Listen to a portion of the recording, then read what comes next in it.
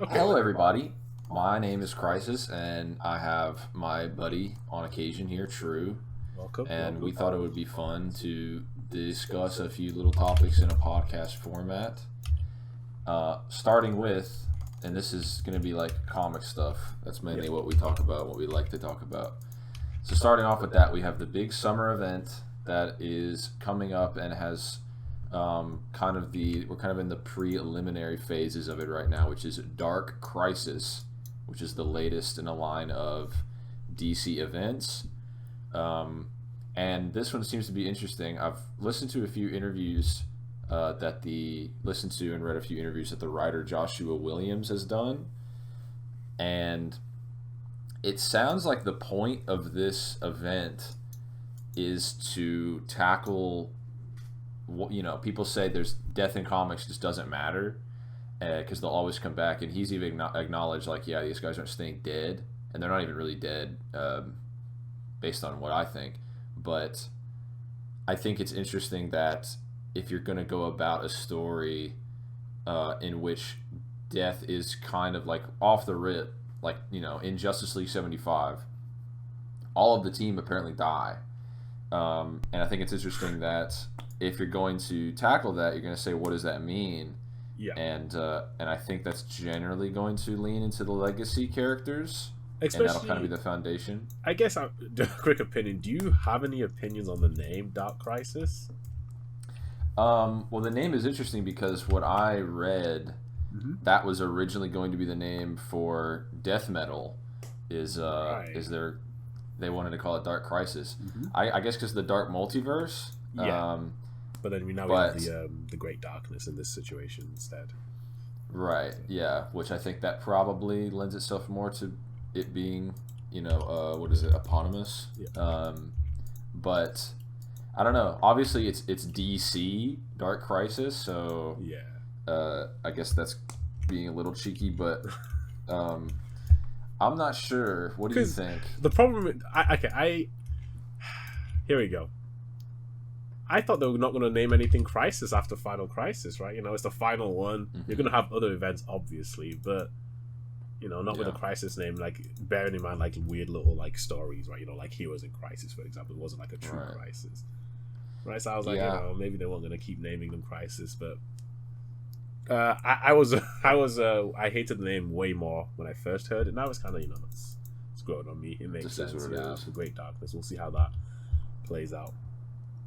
Well, what do you think so far about the story that's been set up with the Justice League issue, with Justice League Incarnate, with what else was there?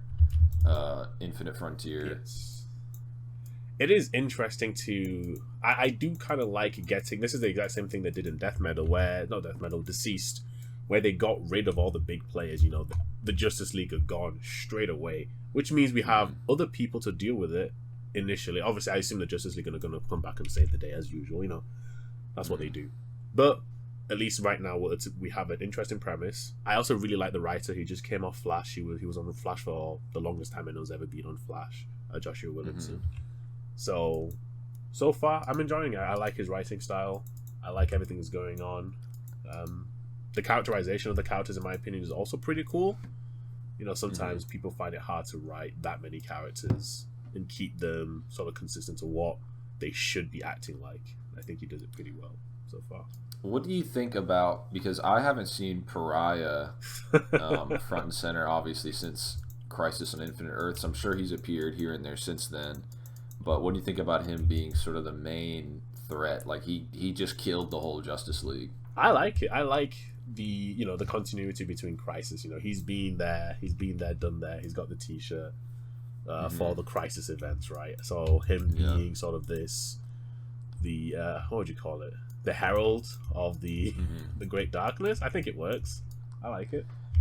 It's kind of funny to see someone like him be as powerful as he is. When he's not normally that. It's a little bit of a change, but besides that, I think it's cool. Yeah, I think in terms of theory territory, and I think this is pretty much. I mean, it's frustrating at the same time that I doubt we're going to get a lot of time to even assume the Justice League are dead. Right. I think with the exception, I think the Trinity are definitely not dead. I predict they're all going to come back. They're all going to find the way. They're going to get Barry out of out of his Paradise universe, and they're going to fix whatever it is. But they're going to be like, well, where's Oliver? Because he just got smashed. He just got Oh pummeled. well, yeah. Is he dead or because he gets left on the planet with Canary, and Canary didn't die. She just got left there, right? Right. I don't think anybody else is there. I don't see how he's walking away from an overhead Smash strike. Yeah. Well, I guess Canary was able to somehow stagger Doomsday with her cry, but yeah, that's weird. Don't they say like they're not at their full potency because of them being possessed or whatever? Yeah, I get. But then there's the weird thing that if you saw that Aquaman hits that like a weakened Doomsday with his trident once and it breaks. I'm just kind of like, well, I know they're weaker, but yeah, so that's still certainly above Green Arrow level. So I'm thinking he's just dead. Super. But the Trinity. No, the people that got. Yeah, but then there's a problem, isn't there? So with the if you see what happened to Black Adam, we see that when he's getting hit by the same attack, his face is burning off. Right, he has the scar from that exact same attack the Pariah does. So maybe he was damaging them, right? Because if that didn't happen to Adam, I could easily see it more. So yeah, my only holdover with that is in Infinite Frontier, I think it was. It's either that or Justice League Incarnate. Flash gets hit by that same thing, and he has the Crisis on Infinite Earths, effect where he sort of withers away. Is that what that's a reference to? Yeah, that's yeah. Okay, yeah. Sometimes I don't get it because it's the same thing. There was a page at the start of Justice League Incarnate. I think it was issue 3. Where it has the exact same page from both Crisis on Infinite Earths and Infinite Crisis, where they're describing the multiverse has the same layout, and Final Crisis has the exact same one as well. I just didn't notice it until I read it a few times over. But yeah, it's interesting because I can't foresee this event changing the continuity in any way, like most other Crisis events do. But it's interesting that they are nonetheless, having it tie into and work within the framework. Yeah. Of Crisis on Infinite Earths, Infinite Crisis, Final Crisis. Yeah, because I guess Final Crisis didn't really mess with continuity that much either, right? That was kind of a different situation. Yeah. Because we already had a continuity event in Death Metal, Death Metal and like Rebirth was trying to sort out the continuity, so you're going to try to re-sort out the continuity again already? Like, all right. So what's the goal of this? I'm assuming it's the Great Darkness. I don't know what's going to happen with the hands. That might be they may come into play as well, right? Perpetuous people, sorry, they may come into play. I hope based on how the Great Darkness has been characterized in things like Swamp Thing, and how we know that character, quote unquote character, that force is supposed to typically how it's supposed to operate. I hope that it doesn't manifest and is the big bad. I do hope that it is Pariah at the end of the day. Staying influence. I see. Yeah, I think it'd be much more interesting because usually any one of these characters that have been enthralled by Pariah would be the people behind the curtain, but he's controlling them. Yeah, and as far as we know, Black Adam is the only one who's going to be able to tell the rest of the superhero community about it. The only person who saw it. So really, Pariah is sort of set up to be the big bad. But what do you think too about, we look at Crisis on Infinite Earths and the threat is the Anti-Monitor, and as what we now know of the Anti-Monitor, he is very high up on the cosmological scale, right. Sort of a child of Perpetua, and then Final Crisis with the evil Monitor and Superboy Prime, this pre-Crisis character who's just depicted for whatever reason to be way more powerful, in Infinite Crisis. What do you think? And then obviously Darkseid in Final Crisis as well. But what do you think about how, with Darkseid being stronger than ever, pretty much is what it's stated, that all of his different versions are now sort of, because of death metal, they're all composite now. Yeah. Every version of him that's ever been, and I think does he not say something like this is his godhead or whatever? This is as close to his true form as it's like he gets an amp from the Omega world, right? Because before this, in Justice League Odyssey, this has just took place just before the start of death metal. He finally gets back to his true power from pre-Final Crisis, because obviously at the end of Final Crisis, he gets sheltered by Superman, and he's then fragmented, and we know that even his true form is weaker than it used to be because of this fragmentation. So he finally goes back to full power at the end in Odyssey, and then he gets an amp.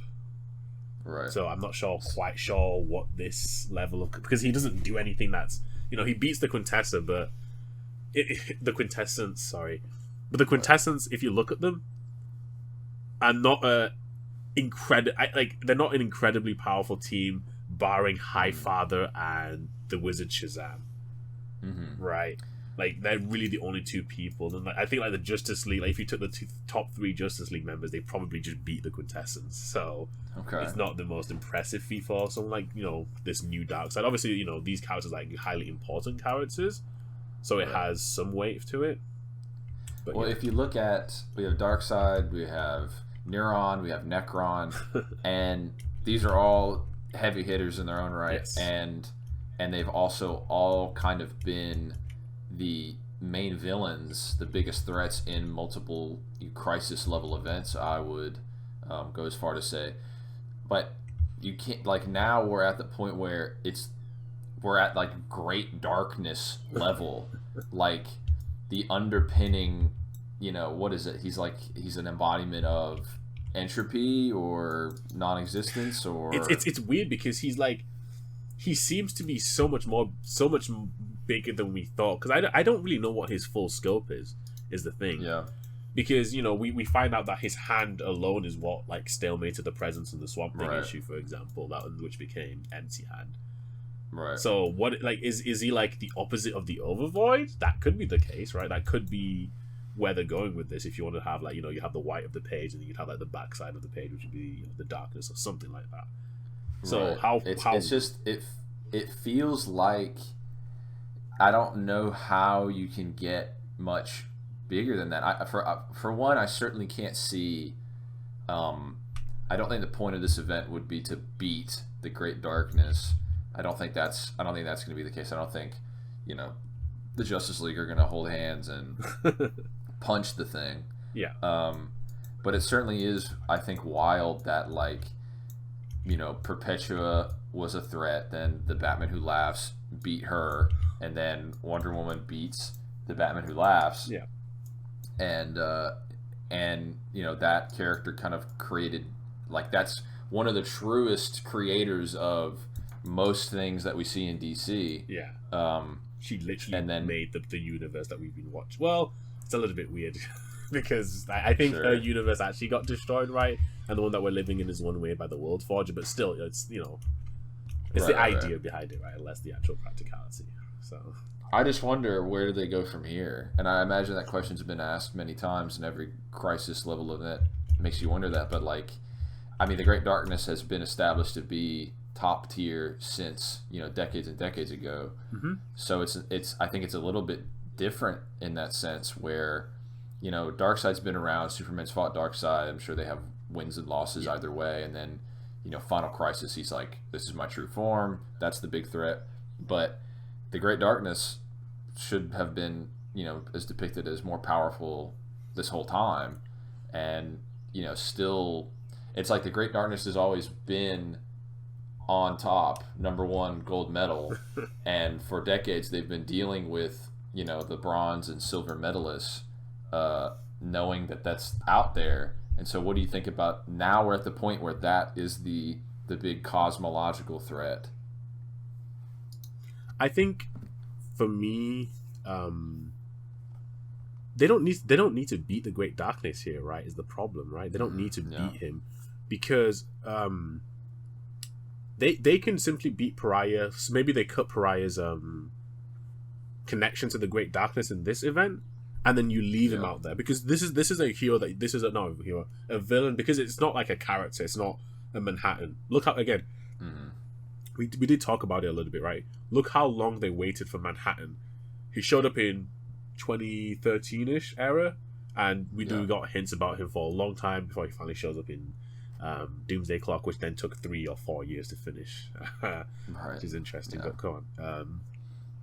So with that, we understand that they can play the long game, and I think that's probably the best thing. But then it's called Dark Crisis, then, right? So are we beating the Great Darkness? I hope not. I hope we're just what would you call it? We're just putting him down for a little bit, or stopping his influence currently. Yeah, I think it'll be interesting. I'm interested to see, because another thing that the writer described was all of the Robin, Deathstroke, and Batman League of Shadows stuff that's been going on for a while is to set up a street level event. Like you have, because that's something that kind of happens with a lot of the crises. You look at Infinite Crisis, which I've been looking at a little bit more into recently, and it's like, okay, you have the OMEC project, and you have all the multiverse stuff happening, and then Nightwing and Superboy are just like walking around. More towards like Nightwing, where it's like, what does he really have to do? And it's like, of course you can lay your life on the line, and that's impactful in its own way. But I think it's cool that for this event, there's going to be a street level crisis in the fact that Deathstroke is going to have this army, and he's probably going to take over the League of Assassins. I'm betting, and just start running that. And then it's also been described that he sees the death of the Justice League, and a lot of the supervillains, Deathstroke included, see now an opportunity to do things that they would have been stopped from doing otherwise, like, hey, why don't I just go take my army and just kill the Teen Titans? Whereas before, they'd have numbers, they'd have the Justice League to stop me, but now I can just, now is the biggest chance of doing that. So I think that is a very interesting and welcomed angle, where you have Pariah and his super squad of some of the biggest villains ever, and then you have on the street level Deathstroke and like an army. I think that's a very cool approach. But yeah, it's also a little bit interesting because I'm not sure how I'm not sure how this event's going to play out. I wonder if it's going to be a 6-part event, or is this going to be a story arc, aka what happened in the last Justice League? Because I actually really liked what they did previously, where it was they had the 50-issue run, which was part of the event, and you had Death Metal, which is capping it off, right? But the 50-issue run was part of the story. So are they just going to do a straight, this is a 7-issue event, like what was the one with the Omega Titans? What was that called? Whatever that event was called, where it's just a Titan, or is this going to be a larger thing? Because it seems to be, right, where setting up, we have the Deathstroke stuff happening, we had the Justice League Incarnate issues, but what's going to be the baselines for the mainline reading through this comic event? So yeah, I do like the idea of giving everyone something to do, because it does get a little bit ridiculous when Batman is out there swinging hands with Neuron or something, right? Saying that, I'm really, like, really having happy. having nothing to do. Like Superman and Wonder Woman are jumping Neuron, and Batman's like, oh well, let's write that there's like missiles, and so he's gonna hack a computer so the missiles don't fire or whatever. When they do the really cool Trinity punch against Luthor, sure, it was cool, but I'm not sure why all their arms equally hurt. Like if Wonder Woman and Superman's arms are hurting, Batman's arms should just not exist anymore. But yeah. But I think overall, I'm excited for Dark Crisis. I haven't been at the like, I'm reading everything leading up to an event. I have an idea of the full scope and landscape. I've really caught up with everything for the sake of Dark Crisis, so I'm excited from that perspective. Obviously, didn't have a chance to do that with Crisis on Infinite Earths or Zero Hour or any of these other Crisis events that have happened. But I'm super excited for that. But moving on to that in a similar topic, because like I said, pretty much every other Crisis has a tendency to mess with continuity and change the landscape of the universe in some large way. And me and Shrew over the past couple days have been trying to come to grips with it, because we're at a pretty unique period where we had death metal, which sort of shifted the universe in, I want to say, an unprecedented way, in the sense where it seems like every main continuity story has some bearing on the canon, but we've had things like Flash Forward, which was leading up to that, to sort of describe the problem that would be fixed, and then we had Infinite Frontier to kind of make an attempt to describe what the universe is going to look like moving forward. But I think generally it's a unique period in that we're kind of still left to our own devices, more or less, to see what it really all looks like. Yeah, I guess we should, I do want to clarify one quick thing. We should talk about, do we think, so when we say retcon, what do we mean by that? Because you have, I guess there's two ways to talk about it, right? You have retcon in the way that I think most people talk about it, where it's like, oh, this thing doesn't exist. And I think you have retcon in the way that DC talks about it, where it's people don't remember these events, but they still happen. Right? Because DC is unique in the way where, really, like, people say, like, Marvel has never been retcon, but DC, like, all of the Crisis events happen at a lower level, and they also happen, I hasten to say, organically, because from a narrative perspective, like Flashpoint was just going to be a random event that they took advantage of to make the New 52. Yes. So that's a little bit not natural, but, not organic, but what stories are natural? Someone probably had an idea and they forced it into something else, right? Sure. So, yeah. But all of them have, like, they take place sequentially. In continuity. Every Crisis has been in continuity. Yes. From, Barry Allen discovering the multiverse to, the Crisis on Earth 1, 2, 3, to Infinite Earths, to Infinite Crisis, Zero Hour in there somewhere. All these things, Flashpoint, all these things happen in the same continuity, but they, at the same time, from at least the plane of the DC multiverse that the superheroes operate in, it will alter their history or what their perceived history is to be, or change certain characters around. Yeah, sort of the best example visually of this would probably be in Doomsday Clock, where we see New 52 happening, where Manhattan directly changes events, and we see the direct impact, and he describes the direct impacts of those events on how the continuity changes. Things like the JSA not forming, which doesn't inspire Superman to join the Legion, so he doesn't become Superman until he's much older. You don't get the Superboy in the Legion arc for that version of the character. Things like that. But yeah, right. Each continuity, they all exist within the DC multiverse. Nothing has been removed. They all exist somewhere. Especially, and then we have to talk about memories, another important sort of foundation.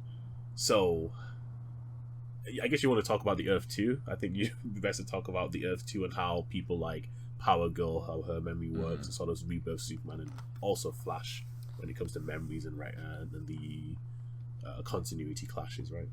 Right. It's worth pointing out, because in death metal and in interviews that I've read, where various writers talk about sort of where we're at now, is every main continuity story And at first I was kind of confused because I'm like, okay, what do they consider main continuity? Because they, I think it was Tom King who wrote Death Metal.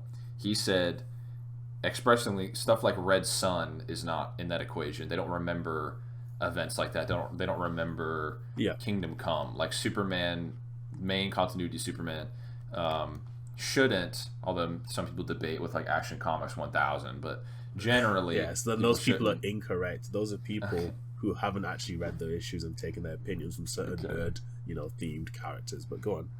Okay.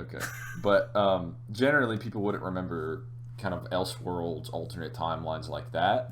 No. At least remember in the sense where it's like, I was there, I did that, I have memories of doing that. Mm-hmm. But Death Metal would have Death Metal, and then looking at Doomsday Clock, because Doomsday Clock goes out of its way to,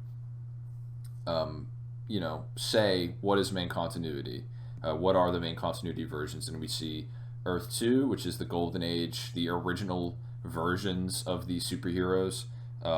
From a out of universe perspective at least. Yeah. At the Silver Age, so Earth 1, and then New Earth, post Crisis Earth, and New 52, Rebirth. All those constitute the main continuity, and then what we in like post Death Metal, Infinite Frontier is the label, Infinite Frontier. They have memories of these events. The question becomes, though, because obviously that complicates things, and it complicates things in a very existential weird way, where does Batman have memories of meeting himself and remembering from both positions? Because, for instance, we can look at like Dick Grayson in Earth 2, Golden Age Dick Grayson met Earth 1, pre-Crisis Dick Grayson,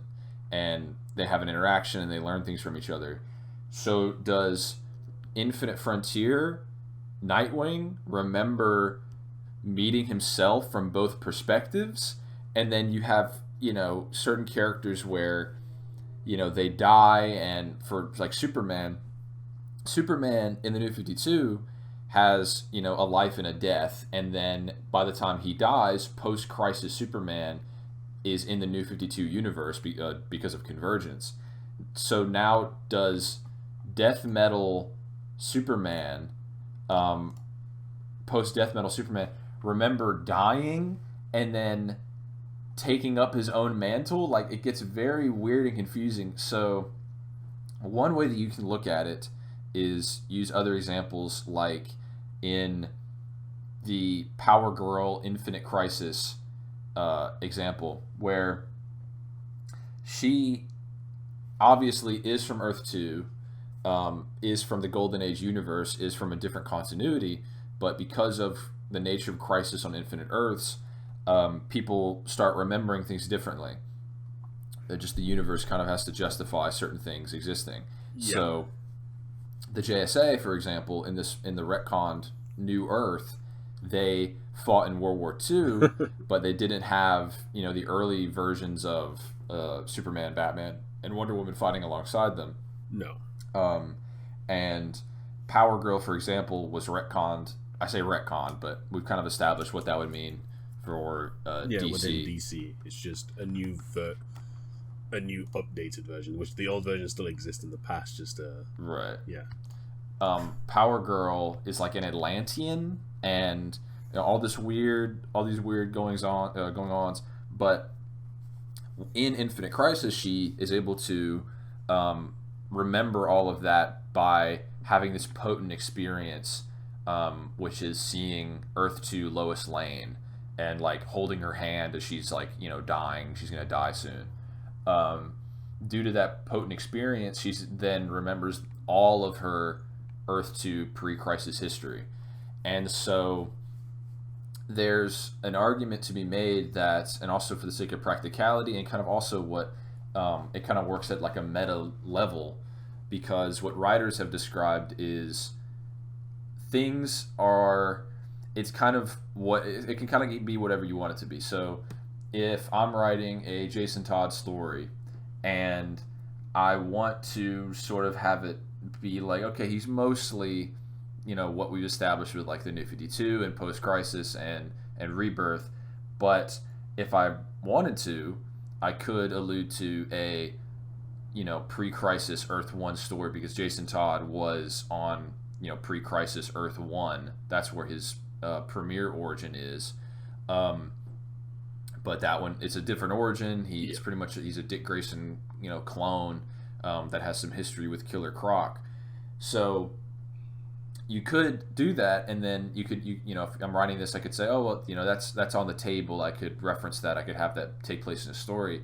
And then from the in-universe perspective, it would be that those characters, Jason Todd in this example, would have those memories kind of like in his like RAM, like in a computer sense. Like he'd have them sort of, where he could... It's stored within his being, but he doesn't necessarily have access to it until that experience shows it to him. AKA when Wally shows up in Rebirth and... Barry doesn't remember him until and then him seeing him about to die, he's then able to like bring back his memories and he's like, oh wait, you're Wally, and then remembers, and then so he brings all his memories back. So he's always had it within him. But and the same thing as well with the Titans. When Wally meets them and makes physical contact with them, they're able to remember who he is. And then as well with Superman, New 52, Superman and Lois, their essence, once they see John, once they kind of make tangible contact with him, they also are able to, bridge those gaps in the continuity where, they're different versions, but they have like a core essence. And so that's one way to look at it, where you don't have to imagine that all these characters are walking around with, 5 contrasting timelines of events in their head where, they remember being older than they are. They remember dying multiple times or visiting themselves from different timelines. From both perspectives. Like that's the goofiest thing, because obviously they meet different versions of themselves. But a angle that I want to talk about is that, and I discovered this recently, is it seems like this is all it's all cyclical. Because if you look at it, DC started, they had Earth 2, and then they wanted to sort of revitalize the characters, so they made, Barry Allen Flash, Hal Jordan Flash, which were based off, science fiction concepts, because that was more contemporary at the time. But then they're like, okay, we want to have one universe, and then they made New Earth to sort of get rid of, that clunky history. They had to, shift things around and change things. But then, because of people like Jeff Johns, who grew up on these stories, wrote in ways to have that come back to continuity. So you had a crisis event that got rid of some continuity and cleaned things up, and then you have you have a whole other crisis event that has to take place to reestablish those things. And even you look at Infinite Crisis, and that takes place, and ultimately the events of that, Alexander Luthor makes a multiverse, tries to recreate the pre-crisis multiverse. He fails, and all of the elements of that multiverse converge now onto New Earth, and that changes the continuity to the point where Superman now had adventures with the Legion of Superheroes, whereas before that was a pre-crisis idea. When after Crisis on Infinite Earths, that had never happened to Superman. But now that, because Luthor made a pre-crisis multiverse, or an approximation of it, and then those elements converged onto a new Earth, there are now those elements. And then they also say in 52 that the New Earth couldn't contain all those pre-crisis, all that energy from that timeline, so it made identical timelines, 52 identical Earths. But then because of who's the caterpillar from Shazam, the Shazam Mr. comics? Mind? Mr. Mind. He got some crazy amp and took like bites out of the space-time of these identical new Earths, and then pretty much effectively made an approximation of the pre-crisis multiverse, but it's just down to 52 universes. So for that point, functionally, it was not infinite. All that is to say, we're in a situation now where the New 52 happened, so kind of an analog to Crisis on Infinite Earths, where we get rid of some continuity, try to make things more contemporary, but then writers want to reintroduce it, so they have a Crisis where elements of pre-Crisis work their way back in, elements of pre-Flashpoint work their way back in, and then now it seems like DC is saying everything happens, everything matters. Now we're just going to have that be the case. Everything's in continuity, and just write new stories and write whatever you kind of want, irrespective of continuity or what it was at a certain point. It really is one of the best ways that they can continue with the continuity, because we have so many different things that have happened that, if you try to write a story that has absolutely zero contradictions, unless it's like, Batman fighting a brand new villain that's never been made before, and this dude has no connection to anyone else in his rogues gallery whatsoever, type of thing, there's going to be maybe some contradictions. So just say, the way that Joshua Williamson explained it in the interview was just everything from post-crisis is canon. That's like the basis. So all post-crisis is the basis, and then we pick and choose depending on what stories we want to tell, what people remember. This way, you're free to reference all the stories, even maybe stories that they've written themselves, and it doesn't cause issues every single time. But the only problem is people might not remember this, right? So, in 5 years, will people remember this event specifically and understand why people can show up from the past? It's one of those things, right? Because DC continuity is a very, very hard thing to look at moment by moment. You have to take the entire thing holistically, because there'll be contradictions earlier on that get resolved later on. Once you look at it, once you're looking at it from a wider perspective, because they also do, the metaverse is also introduced with Manhattan, and that also has an impact on sort of how they try to write their continuity as well. So things like that, you just have to take a look at everything, and when you do, the continuity makes sense, right? It's still 80 years of stories that are all canon. Every single story ever told happened. Even, I guess you have some really weird ones that might not be within any sort of creation, but even something like Red Sun happens on another universe. Right. Yeah. Red Sun Superman, I think, shows up in Final Crisis, and we've seen him and like images of him in Hyper Time, and Kingdom Come just shows up on the main Earth as well. Things like that. Yeah, Kingdom Come interferes with the Justice Society. He is involved in that run, but I just think it's interesting too when you look at the fact where, New Earth, because I didn't know this until recently, New Earth has those pre-crisis elements after Infinite Crisis, and so in a way,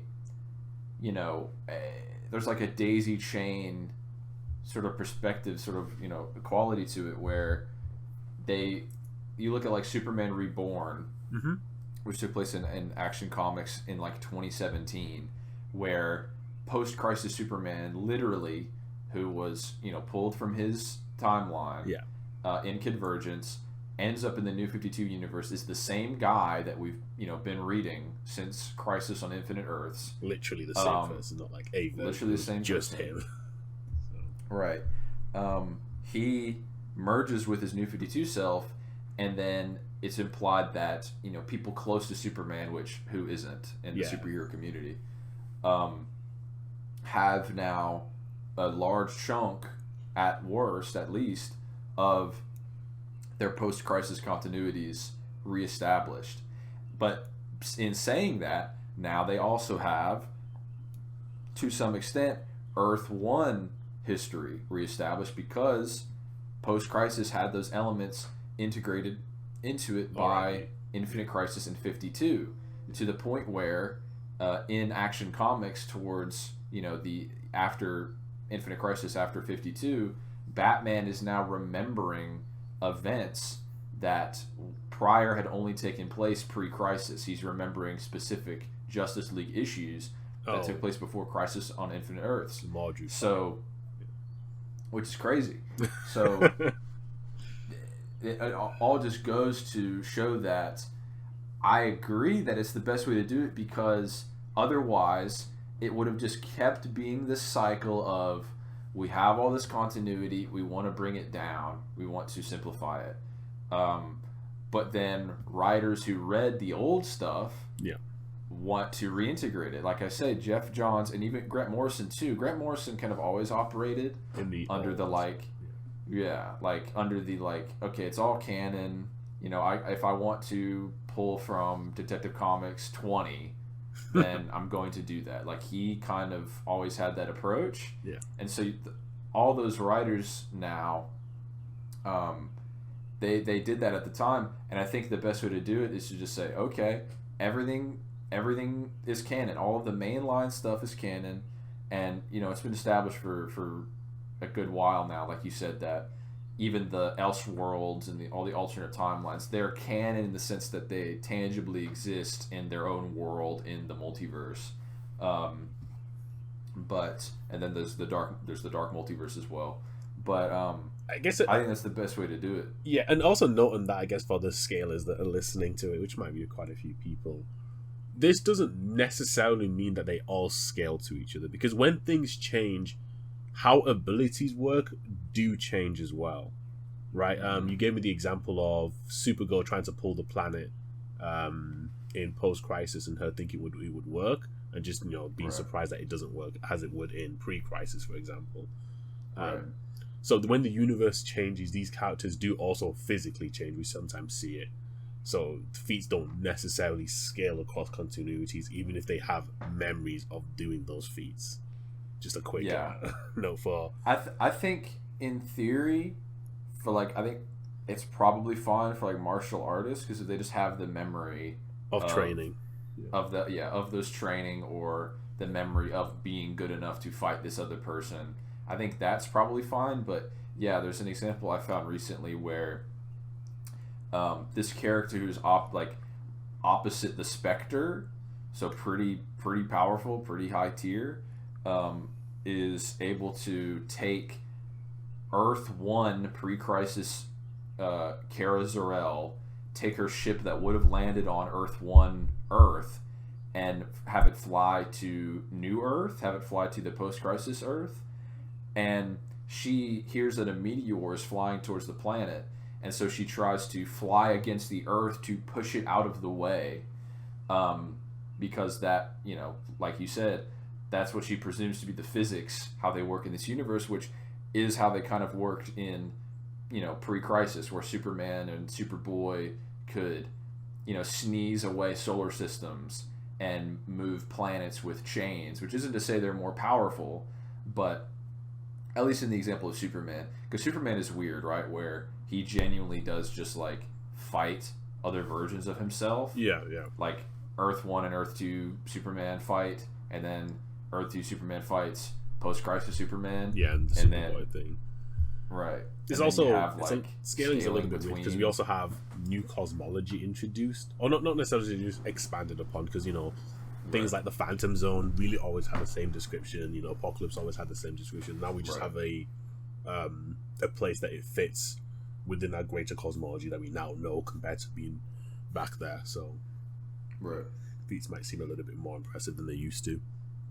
Right. So,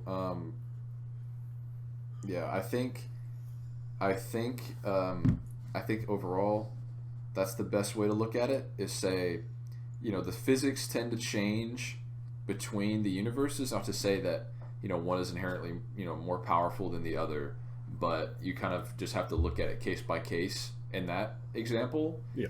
And then as far as people, who, in terms of street tier, their combat prowess,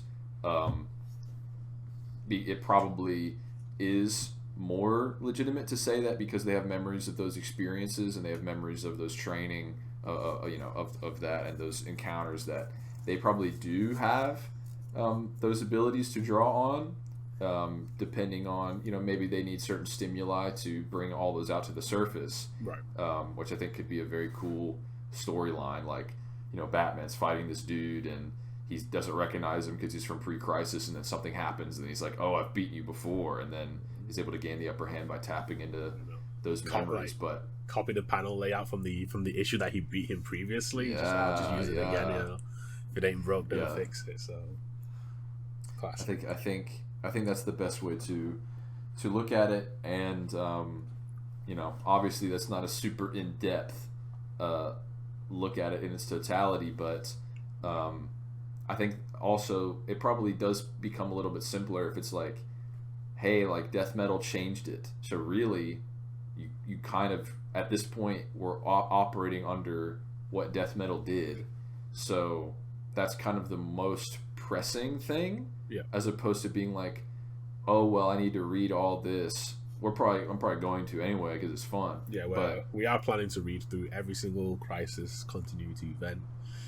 Yeah, and eventually do something on going through. We'll probably make notes as we go along. Go through what happened to who exactly.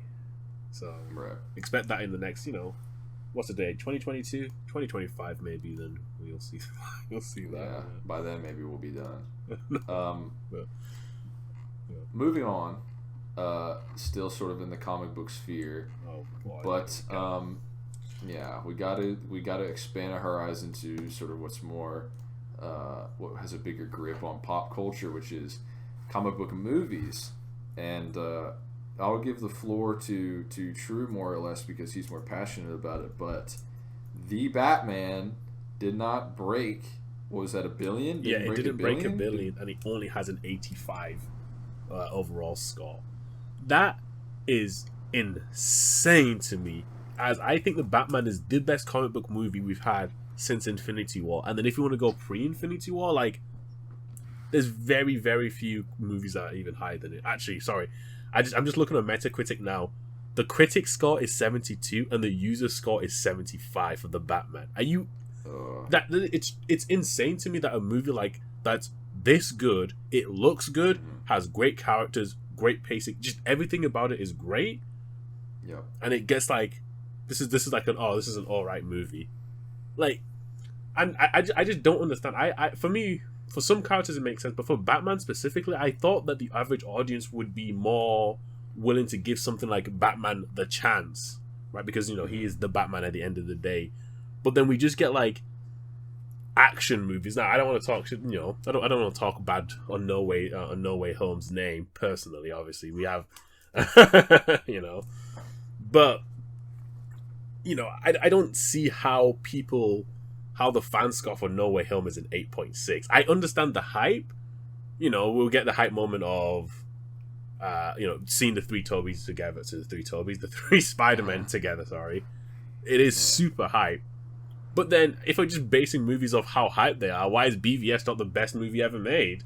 We have the Trinity fighting Doomsday in live action and the beam struggle? Like, come on, that's super cool, but obviously it's not a good movie.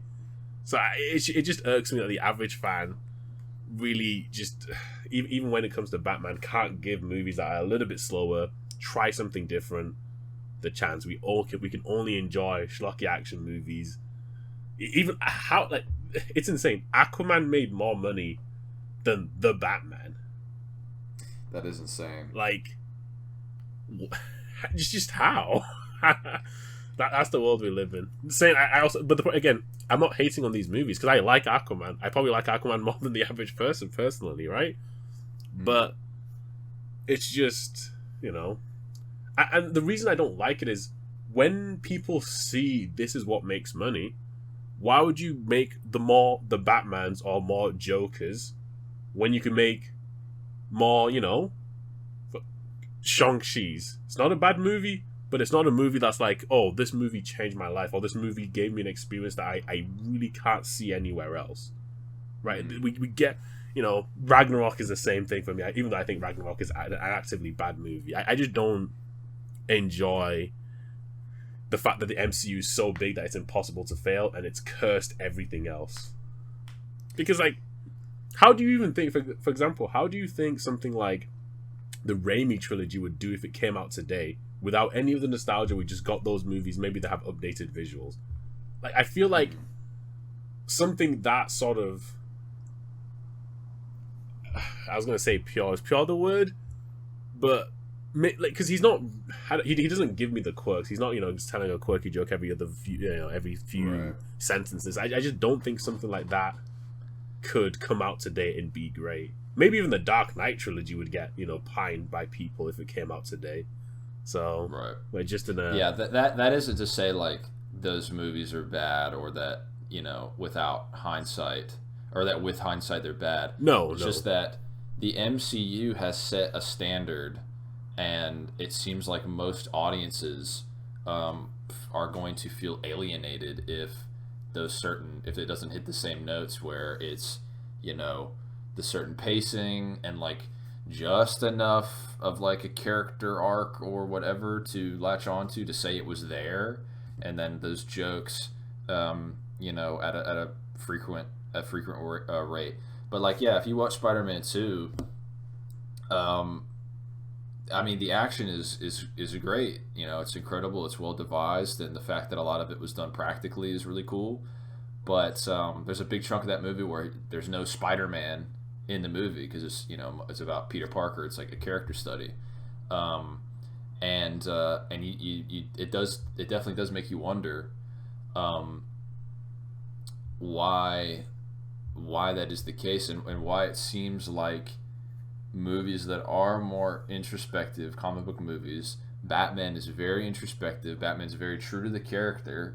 It tests the fundamentals of what an audience understands about Bruce Wayne, where he isn't a suave, nice, approachable dude, and whereas Christian Bale is probably my favorite version of Batman overall. I think Robert Pattinson needs a trilogy to be kind of conclusive and all-encompassing, and have that long-reaching character arc.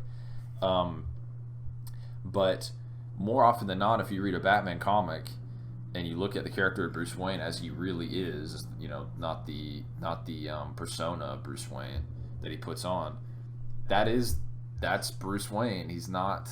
He is a damaged guy with arrested development that is, if you're going to actually be driven enough to spend your nights pummeling people, you're not going to be super well adjusted, and he's got to get somewhere. So there's somewhere he has to work on having that persona, and hopefully find maybe a red, yellow, and green ward to help him see that maybe life isn't all about being glum and dour, and that you can have fun fighting crime or whatever. Yeah, I really can't wait until they add Superboy to the movie, like you were hinting there. I think it's but be great. But yeah, I think there is a case of brain rot, unfortunately, and both of us like the MCU overall. It is its own thing, and it's still you can't overlook what it's been able to accomplish that no other media franchise, at least in movies, has been able to accomplish, and everything's striving to emulate it.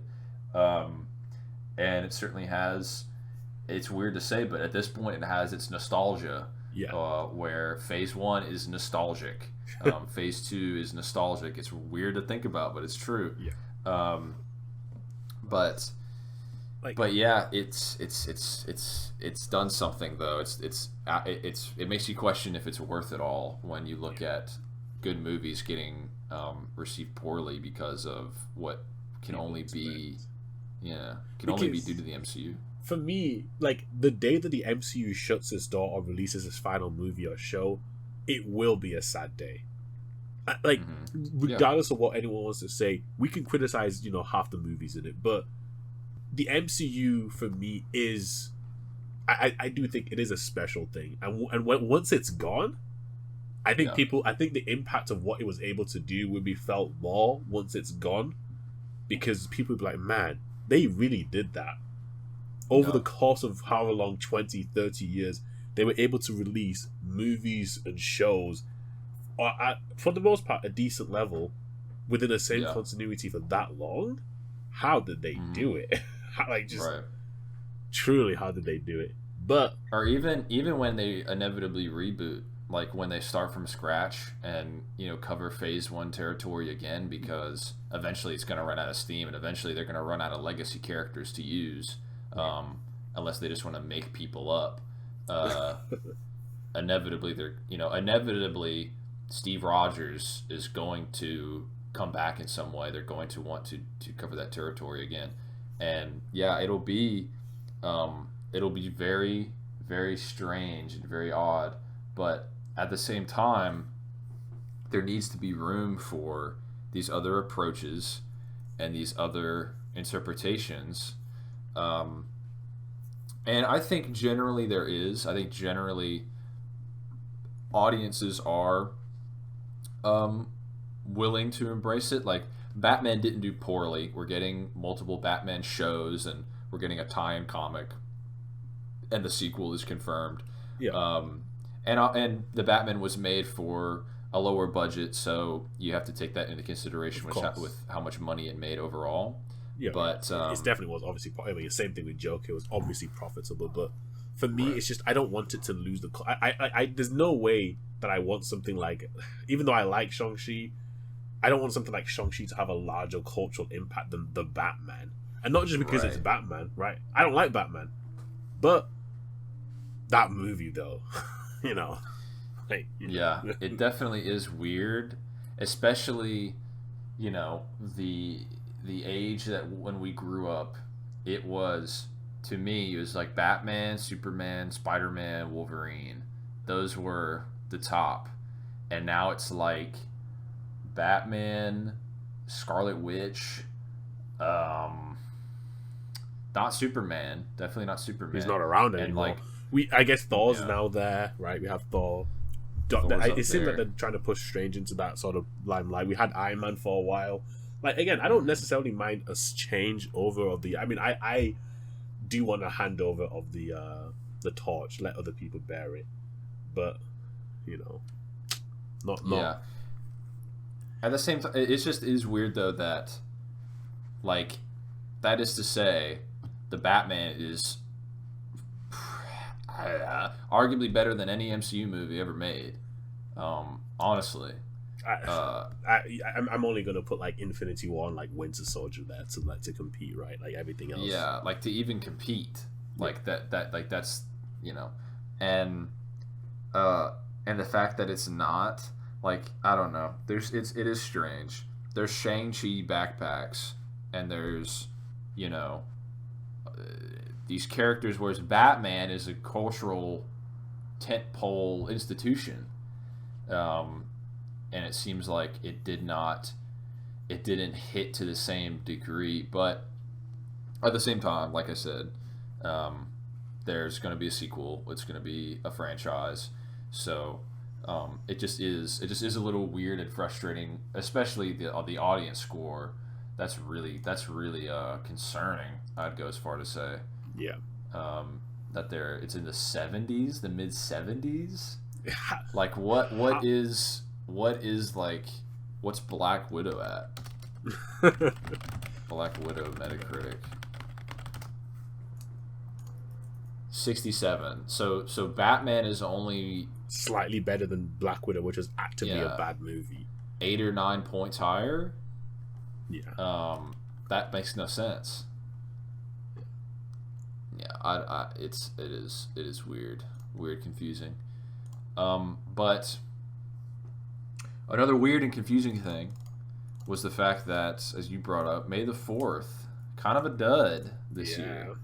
Nothing whatsoever. Like, we got a new Obi-Wan trailer, which I'm not one to. I usually like to watch one trailer and then kind of peace out. But with this Obi-Wan trailer, it's kind of a rehash of the first trailer, which I like.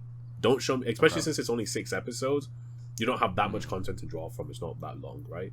So just keep showing me the same things over and over again, and I'll keep getting hyped. I'm whatever. So it's gonna happen.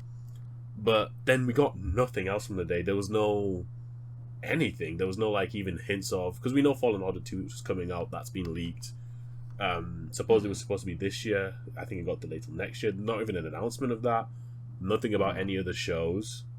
Nothing about any books, because we I mean, I'm a big fan of the High Republic as well. We have some book titles, but we don't even have like there was no covers for those. Really, that would have been at least something to hold me over. Like no new announcements or anything.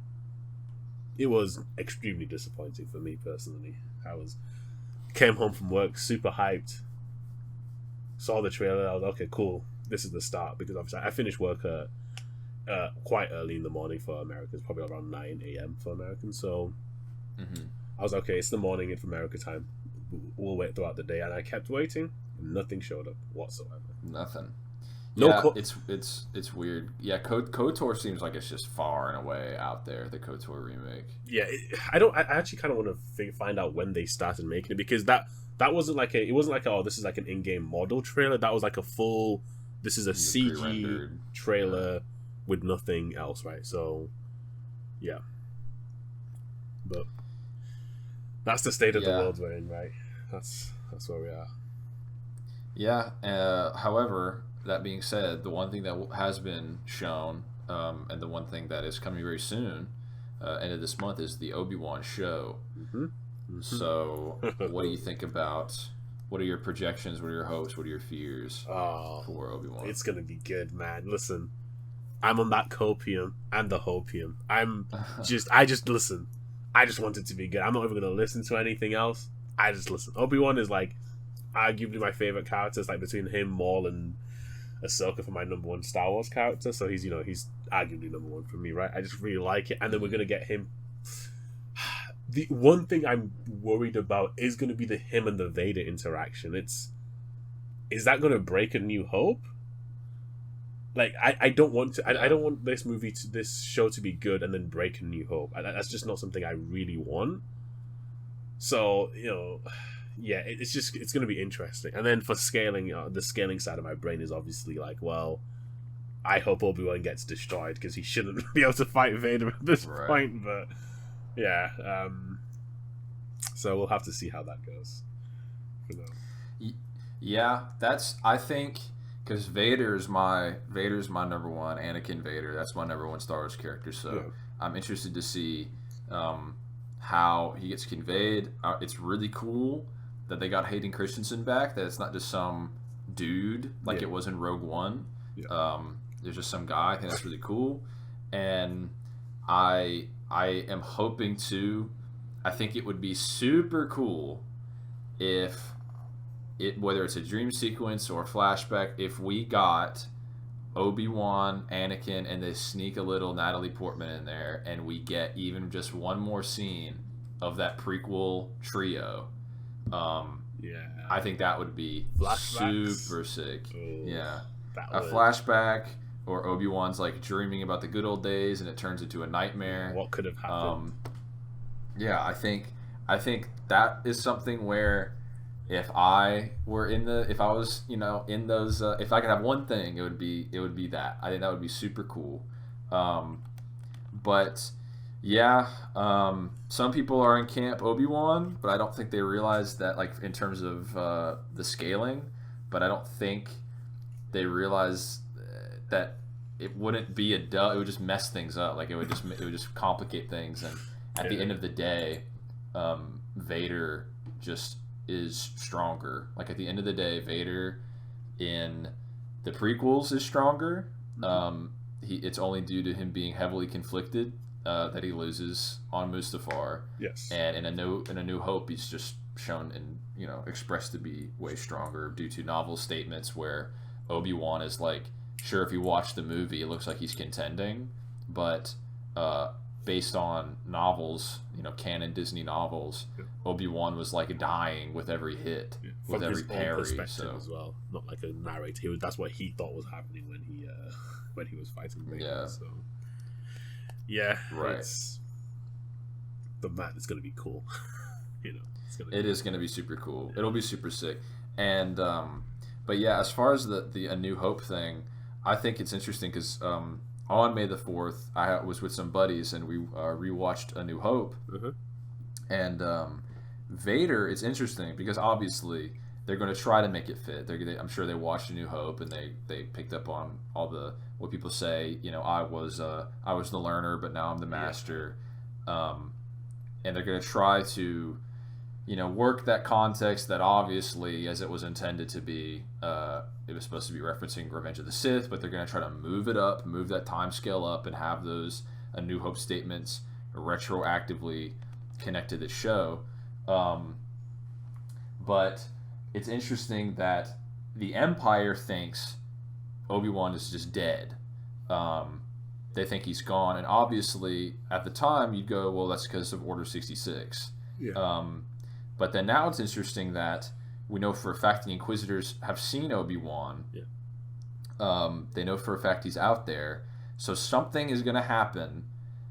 I'm betting it's going to be him and Vader are going to fight, and Vader's not going to do so good, but he's going to win or do something to the point where, you know, the Empire at least believes he's dead. But Vader, interestingly enough, does not think Obi-Wan's dead. He says, you know, don't underestimate the power of the Force.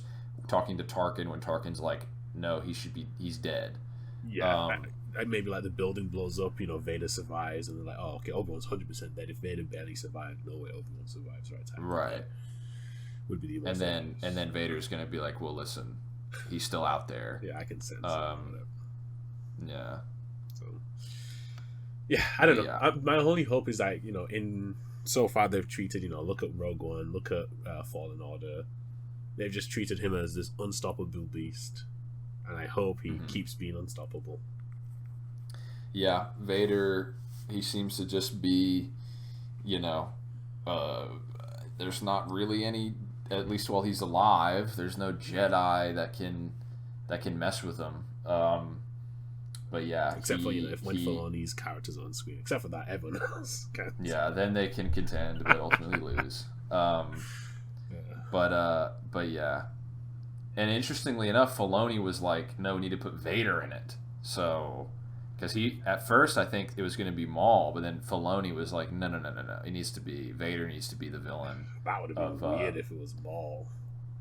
Yeah, Vader needs to be the Obi-Wan show. So maybe that bears well for Vader just being super strong, because, you know, typically if Filoni likes somebody or wants something a certain way, he just makes them super powerful. Kind of, you know, for whatever reason. Yeah, well, but if you were a writer, would you not do the same? Come on. No, I definitely would. Yeah, Maul would have 1v2 Sidious and Vader if I was writing Star Wars, so you don't want me on the writing team. Okay. Well, I think we've covered all our topics here. Yep. If you guys in the comments want to, you know, hit us up with some later topics, maybe we'll discuss them, depending on, you know, whenever we want to do the next part. But so far, thanks for stopping by. See you guys. I hope you guys enjoyed.